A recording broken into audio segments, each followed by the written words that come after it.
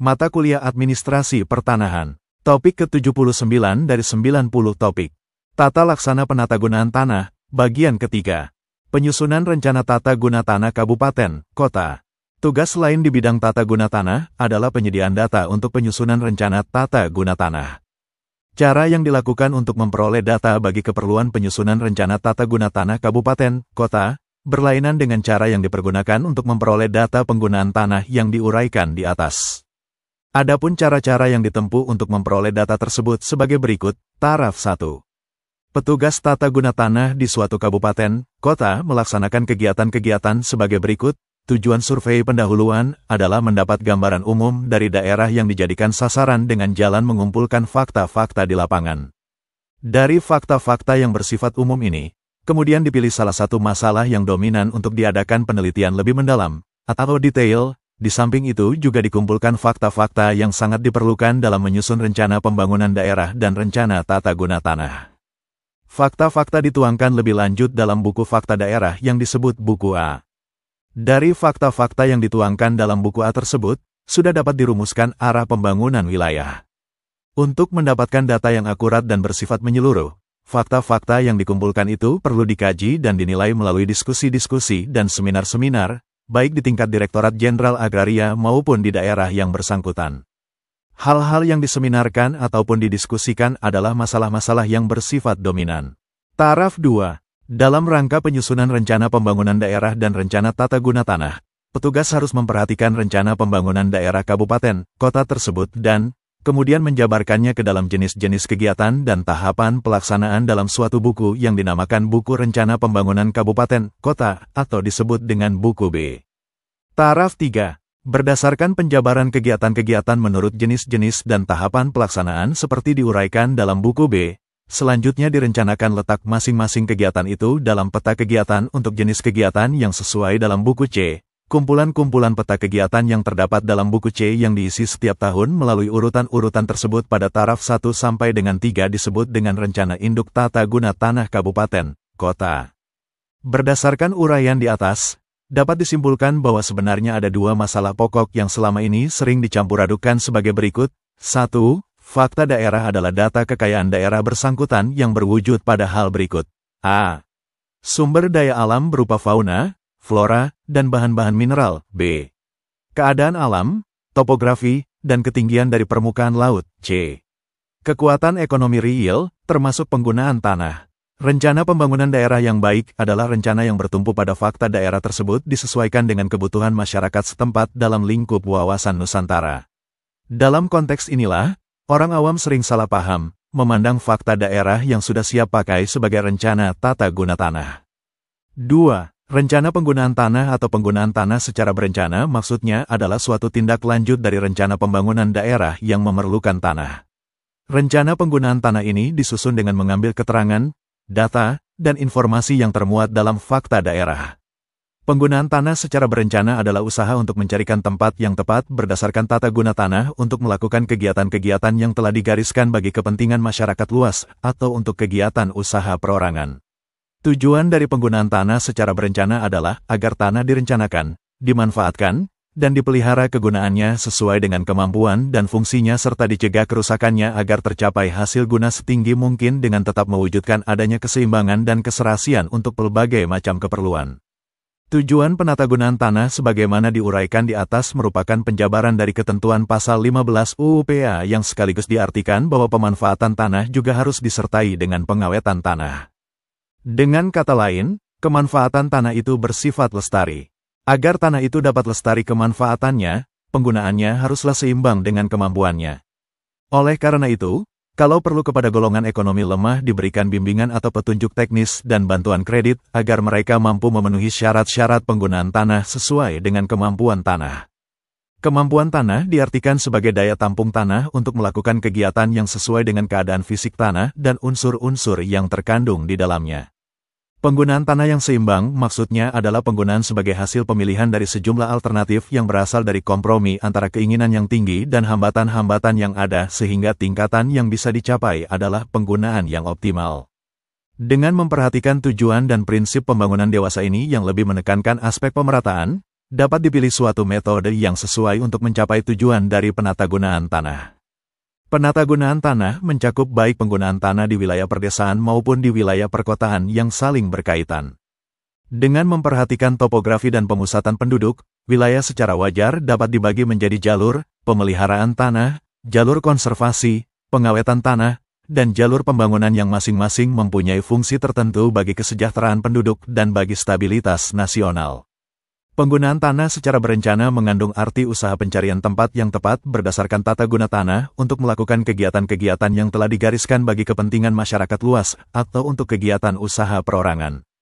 Penatagunaan tanah secara berencana bertujuan agar tanah direncanakan, dimanfaatkan, dan dipelihara kegunaannya sesuai dengan kemampuan dan fungsinya serta dicegah kerusakan tanah supaya tercapai hasil guna setinggi mungkin dengan tetap mewujudkan keseimbangan dan keserasian untuk berbagai macam keperluan. Sejalan dengan uraian tersebut, dalam penyelenggaraan ataupun pelaksanaan penatagunaan tanah sebagaimana dimaksud dalam Pasal 2 Peraturan Pemerintah Nomor 16 Tahun 2004, harus berpegang pada asas keterpaduan, berdaya guna, berhasil guna, serasi, selaras, seimbang, berkelanjutan, keterbukaan, persamaan, keadilan, dan perlindungan hukum. Dalam penjelasan Pasal 2 Peraturan Pemerintah Nomor 16 Tahun 2004, disebutkan maksud asas-asas tersebut sebagai berikut. 1. Keterpaduan adalah penatagunaan tanah dilakukan untuk mengharmonisasikan penguasaan, penggunaan, dan pemanfaatan. 2. Berdaya guna dan berhasil guna adalah penatagunaan tanah harus dapat mewujudkan peningkatan nilai tanah yang sesuai dengan fungsi ruang.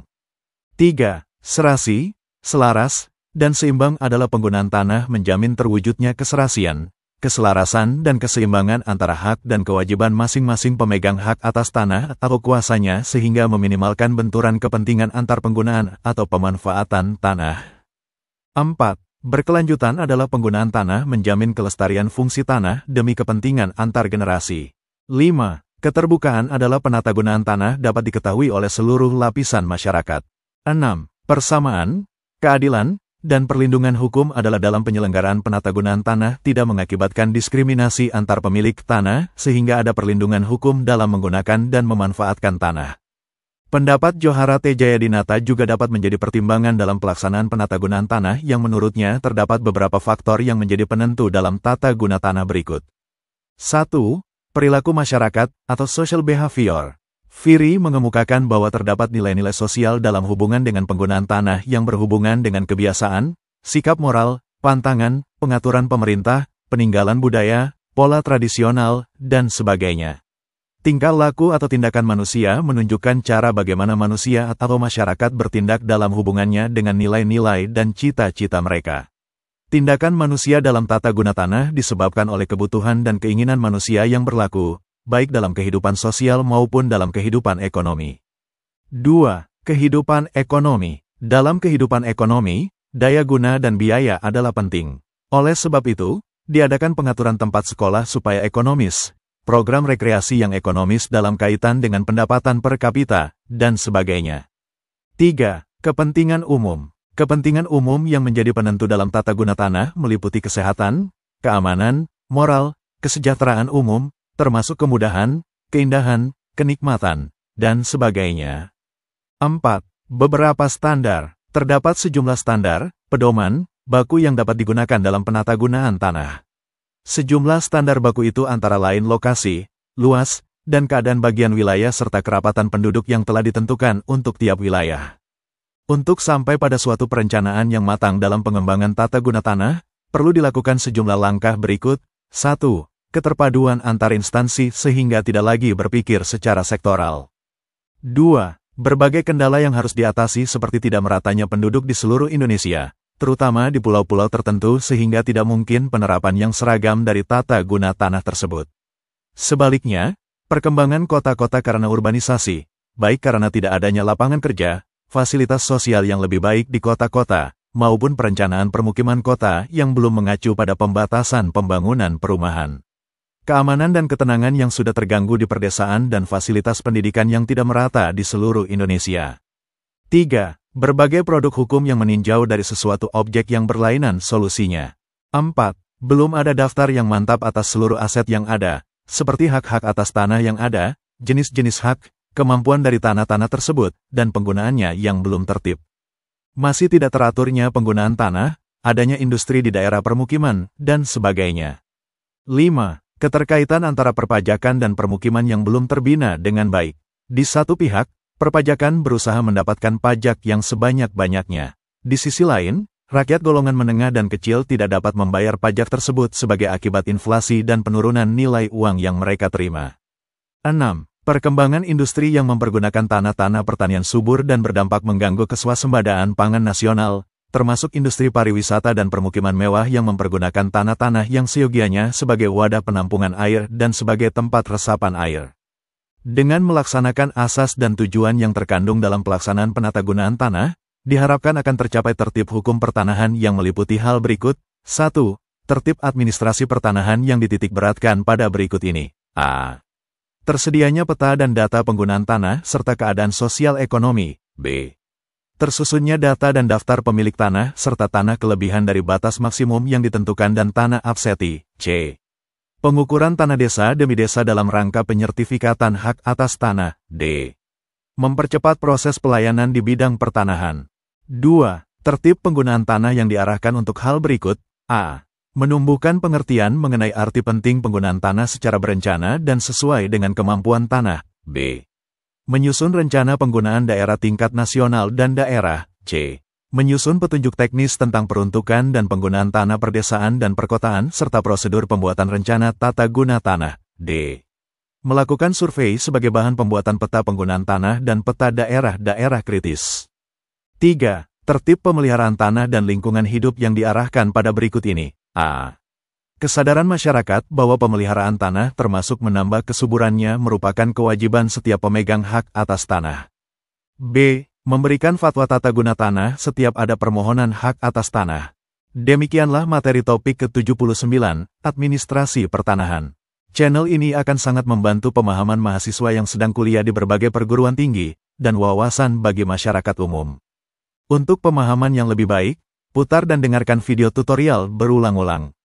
Subscribe dan like, agar Anda mendapatkan update tutorial lainnya. Bagikan juga link video ini, agar teman lain mendapatkan manfaat channel ini. Terima kasih. Sampai jumpa.